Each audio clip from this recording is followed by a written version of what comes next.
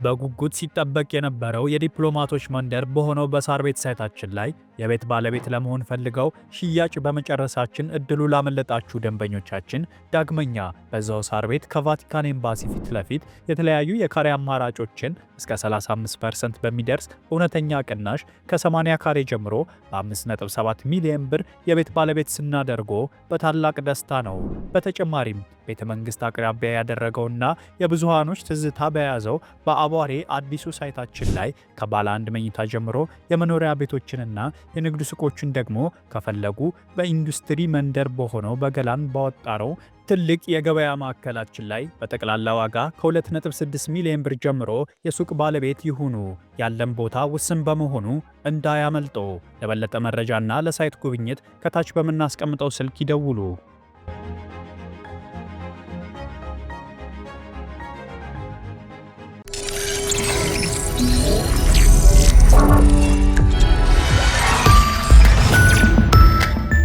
ይህ አዋዜ ነው። የዕለቱን ዋና ዋና ጉዳዮች እናቀርባለን። በላይ በቀለ ነኝ። የኢራን መንግሥት በሰልፈኞች ላይ የወሰደው የኃይል እርምጃም መገለል እያደረሰበት መሆኑ ይሰማል። ከዓለማችን ከፍተኛ ከሚባሉ የጸጥታ ፎረሞች አንዱ የጀርመን ሙኒክ ኮንፈረንስ ኢራን በዚህ ዓመት ስብሰባ እንዳትሳተፍ ማገዱ ታውቋል። ለኢራን ውጭ ጉዳይ ሚኒስትር አባስ አራክቺ ቀደም ሲል በስብሰባው እንዲካፈሉ ሊላክ የነበረ የግብዣ ደብዳቤ እንዲሰረዝ መደረጉ ተነግሯል። የዛሬ ወር ገደማ በሚካሄደው በዚህ የሙኒክ የጸጥታ ስብሰባ ብሶት ለማሰማት አደባባይ የወጡ በሺዎች የሚቆጠሩ ሰልፈኞችን የገደሉ የኢራን ባለሥልጣናት ሊካፈሉ አይገባም ብለዋል የጀርመን ውጭ ጉዳይ ሚኒስትር። ለ3 ሳምንት ገደማ የተካሄደው የኢራን ሕዝባዊ አመፅ 2500 የሚደርሱ ሰዎች ከተገደሉና ከ12000 በላይ ከታሰሩ በኋላም ለጊዜው የበረደ ቢመስልም አብዛኛው ሕዝብ ግን ምሬት ላይ ነው ይላሉ ታዛቢዎች። ምክንያቱም ለአመፅ ያነሳሱት ጥያቄዎችና ችግሮቹ ምላሽ አላገኙምና። ኢንተርኔት አሁንም በመላው ኢራን እንደተቋረጠ ሲሆን የታሰሩ ሰልፈኞችም የትና በምን ሁኔታ እንዳሉ አይታወቅም ነው የሚባለው። የተገደሉ ሰልፈኞችን አስክሬን ለማግኘት ደግሞ ቤተሰቦች ከፍተኛ ገንዘብ እየተጠየቁ መሆናቸው ይነገራል። በሰሜናዊ የኢራን ከተማ የአንድ የቤተሰብ አባላት የልጃቸውን አስክሬን ለመውሰድ የጸጥታ ኃይሎች $5000 ወይም በኢራን ገንዘብ 700 ሚሊዮን መጠየቃቸውን ገልጸዋል። የልጃቸው አስክሬን ፖርሲና በተባለ ሆስፒታል ከሌሎች 70 አስክሬኖች ጋር እንደሚገኝ፣ በቴሄራንም እንዲሁ የልጃቸውን አስክሬን የጠየቁ ወላጆች $7000 ክፈሉ መባላቸውን ተናግረዋል። የኮንስትራክሽን ሰራተኞች በወር $100 በታች የሚያገኙ በመሆናቸው ለመክፈል አቅም ስላጡ ባዶ እጃቸውን ተመልሰዋል። አንዲት ስሟ እንዳይገለጽ የጠየቀች ሴት ባሏ መገደሉን ያወቀችው ፖሊሶች ደርሰው ክፍያ ሳይጠይቁ ቶሎ ሄዳም አስክሬን እንድትወስድ ከሆስፒታል ሲደወልላት መሆኑን ገልጻለች። እናም 2 ልጆቿን ይዛ ስትከንፍ ሆስፒታል በመሄድ የባሏን አስክሬን በጉርድ የጭነት መኪና ከኋላ ደብቃ 7 ሰዓት ከነዳች በኋላም በትውልድ ከተማዋ ምዕራብ ኢራን ወስዳም መቅበሯን አመልክታለች። ሌላ ቤተሰብ ደግሞ አስክሬን ለማግኘት በመንግሥት የድጋፍ ሰልፍ እንዲሳተፍ ተነግሮት ሳይወድ በግድ ልጁን ለገደለበት አገዛዝ ድጋፍ መውጣቱን በምሬት ገልጧል። መክፈል ያልቻሉ ቤተሰቦች የሚወዷቸውን አባላት አስክሬን ሳያገኙ ቀርተዋል። ተደብቀው ሆስፒታል በመግባት የሞቱ ልጆቻቸውን አስክሬን ለመውሰድ የሞከሩም አሉ ነው የሚባለው። የፈረንሳይ ውጭ ጉዳይ ሚኒስትር ዣን ባሮት በሌላ በኩል በኢራን የተካሄደውን ሰልፍ በኃይል የጨፈለቁ ባለሥልጣናት በሕግ ሊጠየቁ እንደሚገባ ገልጸዋል። የአውሮፓ ሕብረትም በኢራን ላይ አዲስ ጠንካራ ማዕቀብ ለመጣል እየተዘጋጀ መሆኑ ተነግሯል።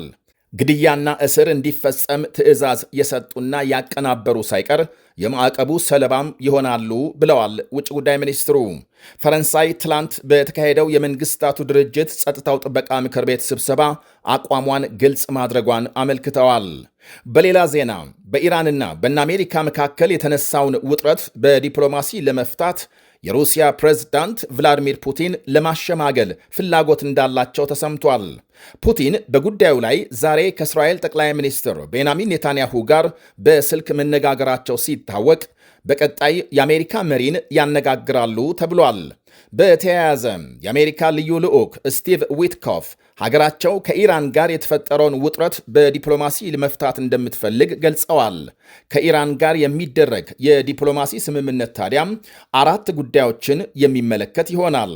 አንደኛው ኒኩሌር ማበልጸግና የሚሳኤል ግንባታን ወደ ተፈቀደላቸው መደበኛ መጠን እንዲመለሱና ሌሎች ከኒኩሌር ግንባታ ጋር በተገናኘ የፈረሙትን ዓለም አቀፍ ስምምነት እንዲፈጽሙ ኢራኖች ማለት ነው የሚያደርግ ነው።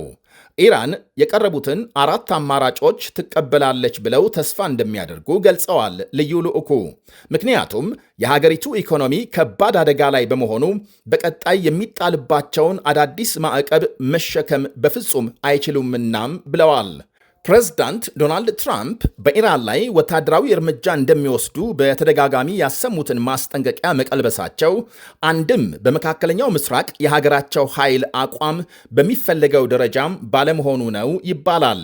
በቅርቡ በቬንዙዌላ ከተካሄደው ዘመቻ ጋር በተገናኘ ተዋጊ ጀቶች ተሸካሚ የሆኑ ግዙፍ የጦር መርከቦች ከመካከለኛው ምስራቅ ለቀው መሄዳቸው ሲነገር፣ በሌላ በኩል የኢራን መንግስት በውስጥ የተነሳበትን የህዝብ ተቃውሞ መጨረሻውን መጠበቅ እንደሚገባ ከወዳጅ ሀገሮች የተላከላቸውን ምክር በመቀበላቸው እንደሆነ ተመልክቷል። ያም ሆኖ የቴሄራን ባለሥልጣናት የታሰሩ ሰልፈኞችን እንደዛቱት መግደል ቢጀምሩ የአሜሪካ ኃይል ድብደባም ለመፈጸም ዝግጁ ነው ብላለች የዋይት ሃውስ ቃል አቀባይ ካሮላይን ሌቪት። አሁን በደረሰን ዘገባ ደግሞ የኢራን ንጉሥ ልጅ ሬዛ ፓላቪ የኢራን አገዛዝ በሕዝብ ንቅናቄ መውደቁ እንደማይቀር ያላቸውን እምነት በመግለጽ ዓለም አቀፉ ማኅበረሰብ ጣልቃ እንዲገባ ጠይቀዋል። በስደት ከሚኖሩበት ዋሽንግተን ዲሲ ለጋዜጠኞች በሰጡት መግለጫም የኢራን አገዛዝ በሕዝብ ላይ እየፈጸመ ያለውን ግፍ ዓለም ጣልቃ ገብቶ ሊያስቆም ይገባል ብለዋል። የኢራን ሕዝብ አደባባይ ወጥቶ ወሳኝ እርምጃ እየወሰደ ሲሆን አሁን ዓለም አቀፉ ማኅበረሰብ ጣልቃ የሚገባበት ጊዜ ነው ሲሉ አስገንዝበዋል። የኢራንን ሕዝብ ዓለም ከግድያና እስር ሊከላከል እንደሚገባም እስራኤል በጋዛ ሰርጥ በፈጸመችው ድብደባም የሐማስ ከፍተኛ ወታደራዊ አዛዥ መገደላቸው ተነገረ። የአልቃስም ብርጌድ አዛዥ መሐመድ አልዋሊ በእስራኤል ጥቃት መገደላቸውን ሐማስ ዛሬ አረጋግጧል። ከብርጌድ አዛዡ ሌላም 5 ሰዎች መገደላቸውንም ገልጧል። እስራኤል የተኩስ አቁም ስምምነቱን እየጣሰች ነው ሲል የከሰሰ ሲሆን በእስራኤል በኩል የአዛዡን መገደልም ሆነ የሌሎች ጥቃቶችን በተመለከተ እስካሁን ማረጋገጫ አልሰጠችም። ሐማስ እስራኤል በተደጋጋሚ ተኩስ አቁም በመጣስ ጥቃት እየፈጸመች በመሆኑ አሜሪካም ልትገነዘብና ስምምነቱን ልታስፈጽም ይገባል ብሏል።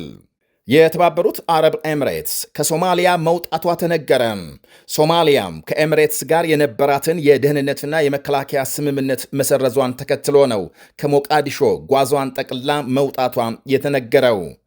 ኤምሬትስ የየመን ተገንጣይ ቡድን መሪን ሞቃዲሾን ሳታስፈቅድ በሶማሊያ በኩል በድብቅ ማስወጣቷ የሶማሊያን መሪዎች አስቆጥቶ ከዱባይ ጋር መለያየት እንዲመርጡ አድርጓቸዋል ነው የሚባለው። ኤምሬትስ በቦሳሶ በኪስማዩና በርበራ ወደቦች የተለያዩ የልማት ሥራዎች ስታከናውን መቆየቷም ይነገራል። የደቡብ ኮሪያም የቀድሞ ፕሬዝዳንት ስልጣንን ያላግባብ በመጠቀምና በማጭበርበር ወንጀል የ5 ዓመት እስር ተወሰነባቸው። ፕሬዝዳንቱ ዮን ሱክ ዮል ከዓመት በፊት በሀገሪቱ ወታደራዊ አገዛዝ ለማስፈን ያደረጉት ሙከራም በጥቂት ሰዓታት ከከሸፈ በኋላም የተለያዩ ክሶች ተመስርቶባቸዋል።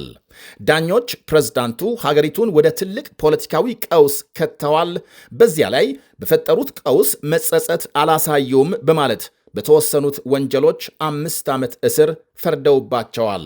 በቀሪ ክሶች ላይ የፍርድ ሂደቱ እንደሚቀጥል ታውቋል። የአሜሪካ የስለላ ድርጅት ሲአይኤ ዳይሬክተር ከቬንዙዌላ አዲሷ ፕሬዝዳንት ጋር ሲነጋገሩ የእስራኤል የስለላ ተቋም የሞሳድ ኃላፊ ደግሞ ከአሜሪካ ባለሥልጣናት ጋር በኢራን ጉዳይ መምከራቸው ተመልክቷል። የሲአይኤ ዳይሬክተር ጃን ሪክሊፍ ከቬንዙዌላ ሽግግር ፕሬዝዳንት ዴልሲ ሮድሪጎስ ጋር በሁለቱ ሀገሮች መካከል መተማመንና የትብብር ግንኙነት ለመገንባት የሚያስችል ውይይት ማካሄዳቸው ተነግሯል። ለ2 ሰዓታት የዘለቀው የሁለቱ ሀገሮች ንግግር ፕሬዝዳንት ማዱሮ በአሜሪካ ታፍነው ከተወሰዱ ወዲህ ለመጀመሪያ ጊዜ የተካሄደ ነው።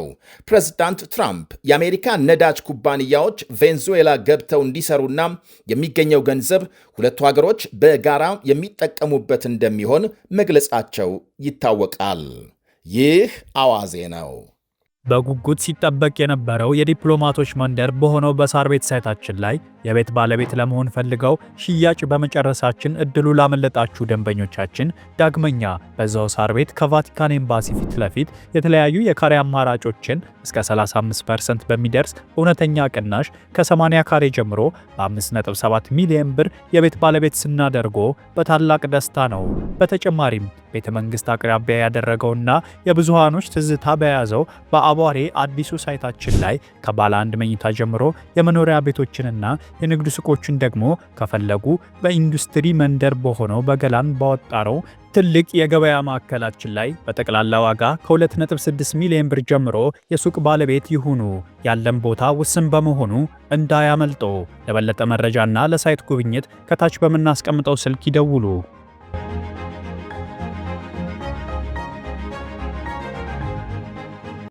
ምርትና አገልግሎቷን በአዋዜ ላይ ያስተዋውቁ። ለጥራች እንታመናለን። በስልክ ቁጥሮቻችን ይደውሉልን። አዋዜ ዓለምነህ ዋሴ ዜና